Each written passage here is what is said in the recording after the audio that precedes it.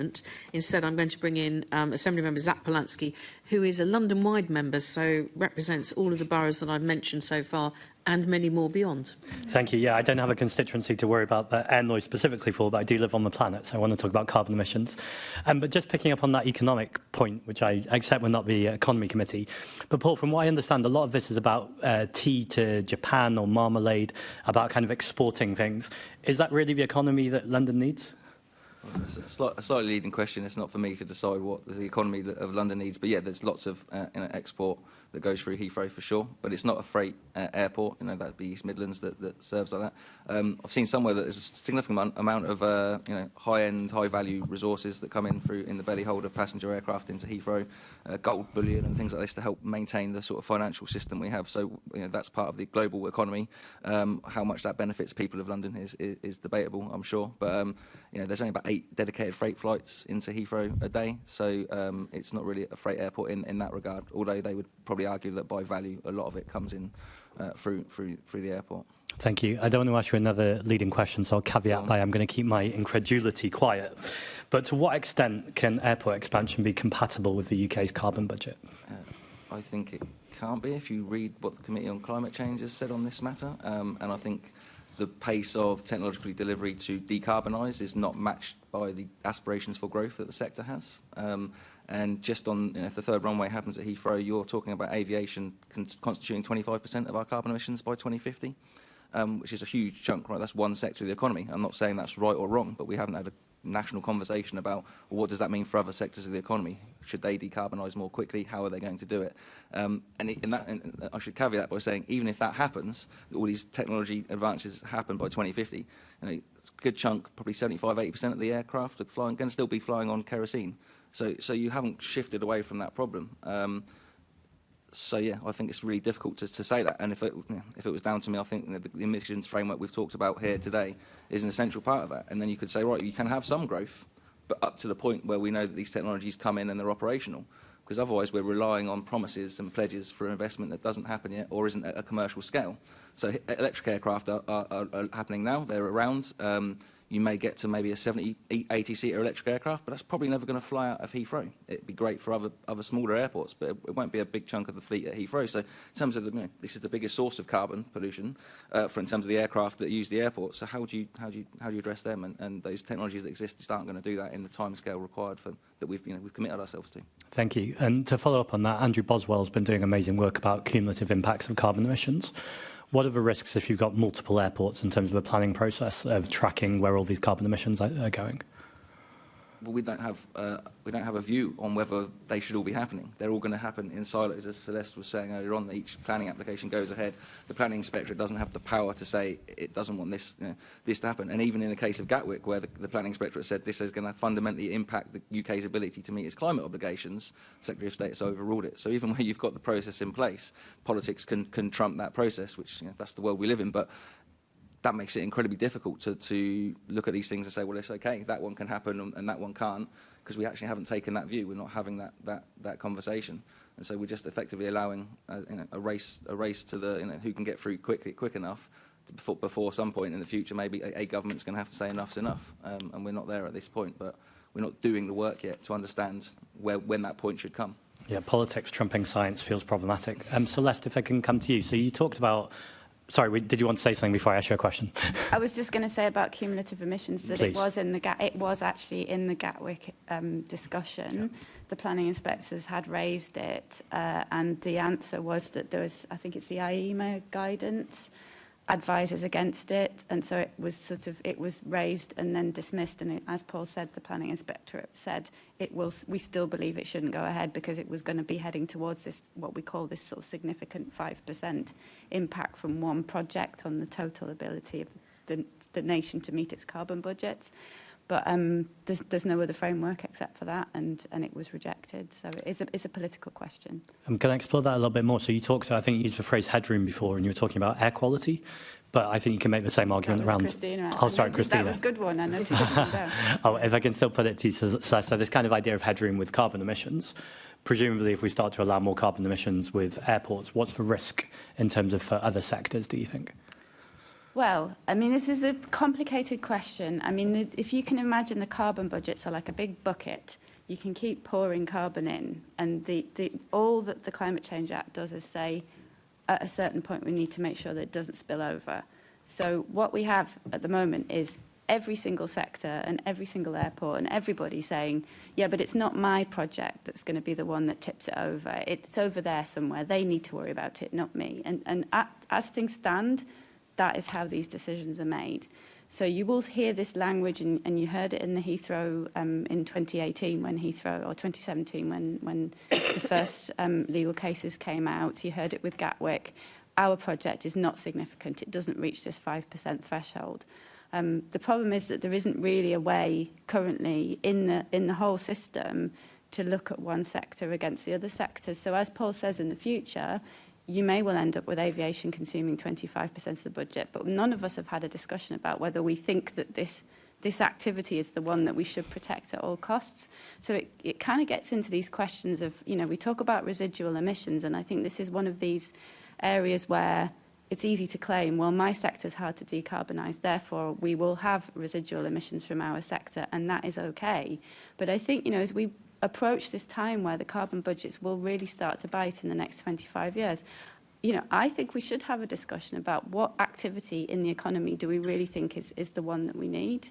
So yeah, does that answer your question? It does. It's a bit of a philosophical point, but unfortunately there isn't anything in the planning scheme at the moment that actually allows a hard and fast answer on that. It's philosophical, but with the wildfires and floods on their way, and here it feels like something we need to grasp quite quickly. Sustainable aviation fuel, SAF. What uncertainties exist around the scalability of SAF?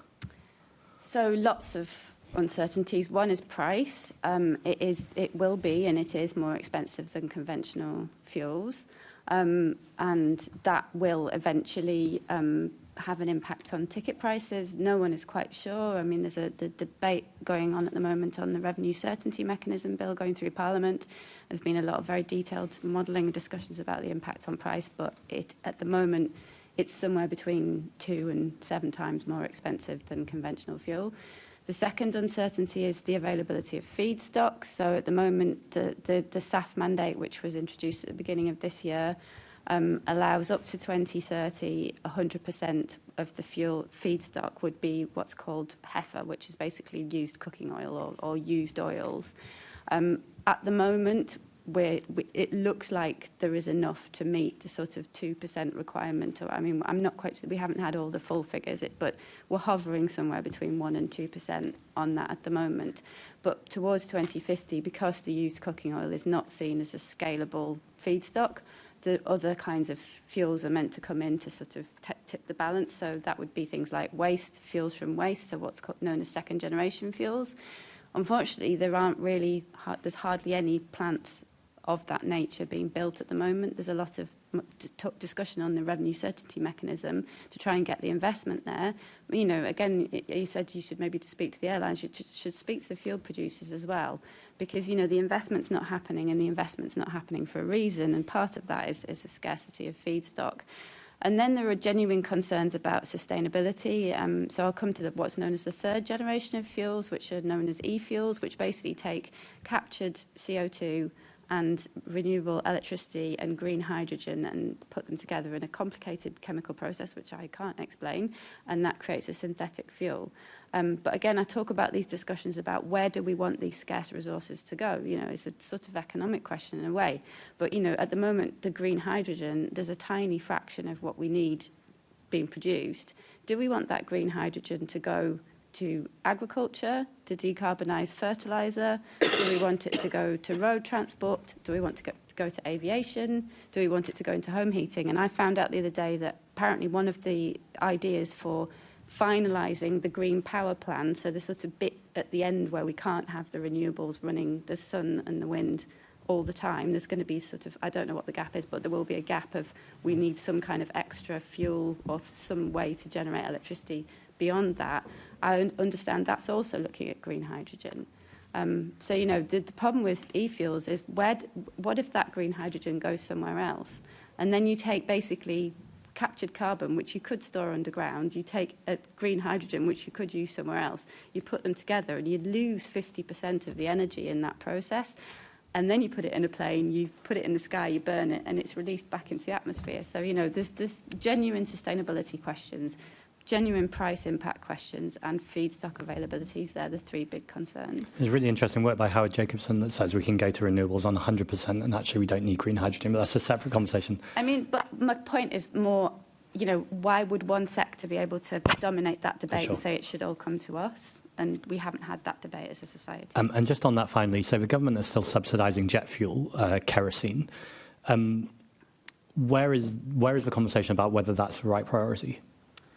I mean, we're constantly raising, and we have constantly raised for as long as we've existed, the lack of tax on aviation fuel.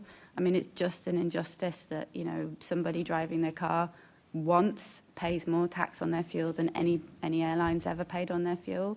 I mean, we were pleased that the Chancellor took the initiative to increase the APD on private jets, but obviously that's a tiny drop in the ocean.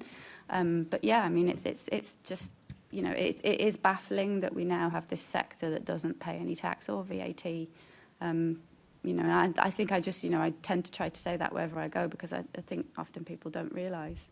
Totally, it's very well put. Christina, if I can move on to you. So we've talked about the UK and their net zero goal, but obviously London has its own net zero goal of 2030. Is aviation expansion compatible with the Mayor's pathway? Sorry. I mean, it's a very difficult, again, to see how it could be compatible with that pathway. And the work what we've done so far has been kind of looking at a kind of incremental expansion. But the way we've been looking at, if everything else decarbonised in line with the pathway and aviation emissions stayed as they are now, we'd end up being about 5% above target. And that's if they stay as they are now. Yep. So if you saw those emissions increasing, it's going to be very difficult to see how you can kind of reconcile that with those that ambition and that pathway.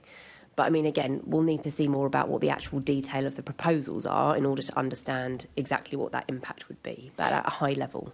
Thank you. Am I right in thinking that in the pandemic, obviously, flights massively reduced for obvious reasons, and then the implication was that they would never come back to pre-pandemic levels? But actually what's happening is they're back on the trajectory again. I think they're back up above where they were before. Right. Yeah. And what work are you doing to look at what level of flights would be acceptable in terms of being able to keep on that pathway regarding the fact that it's increasing since pre-pandemic levels? So again, I think it probably goes back to some of what Celeste was just talking about. There's lots of things that can change. There will be new generation of aircraft. There will be different fuel types. There will be different ways that people can try and, or airlines or airports can try and kind of limit the emissions of their operations, whether that's, you know, using zero emission transport within the airport site, you know. So it's trying to understand exactly what those future proposals will look like to see what the full emissions impact of them are. So I think we need that extra layer of detail for us to be able to properly assess that. But essentially, as things stand, an increase in aviation emissions is just going to increase emissions in London, and that's going to be very hard to reconcile with that pathway. Thank you. Finally, if the expansion is incompatible with our climate targets, what legal implications does that have? So again, I think that's where it comes back to, you know, what's the Mayor's role in this? So the Mayor does have environmental duties and obviously was involved with legal challenges last time around. So I think, I'm sorry to be very boring about it, but we're going to have to wait and see what the proposals actually are so that we can understand what the impacts are and then kind of review what needs to happen from there. I suspected that might be the answer, and it's fair enough. Thank you. Tracey, finally, just to see what's your experience with this, and how do you think we can make sure, is it possible for it to be compatible? As an organisation, we don't take a view on the whole economy transition path, as you might expect, but to sort of overlay a couple of community perspectives, there are certainly members of the communities around Heathrow that I talk to that are very pro the growth impact of Heathrow, as you would expect, but there are also those who are deeply concerned about some of the climate impacts. But to make it very local, the whole economy pathway, it has so much uncertainty in the transition on the aviation sector that's just been set out by panellists along here. And it's essentially a sense that the government might at some point need to put the brakes on the growth. Set that against the potential certainty that those 700 or so households face of destruction of their properties to make space for the third runway. I've certainly heard local residents questioning, how can we trust the surety and the certainty of the decision that government has to make, because there's so much uncertainty both around the growth impacts and around the climate impacts, if that makes sense. Yeah, absolutely. Thank you all. The other dimension I think to bring out is adaptation is going to be really important to take account of as well. In the noise context, mitigations are going to involve glazing and all manner of things. We're coming to noise in a minute. Okay, I'll put down the marker. You know, if Heathrow or Aurora are going to put in lots of double glazing, triple glazing, best standards, but that prevents houses being well ventilated, then that's going to throw up issues as well. So that whole sort of picture needs to come together. Thank you very much. Thanks all, and thanks, Chair. Thank you. Just so that you know,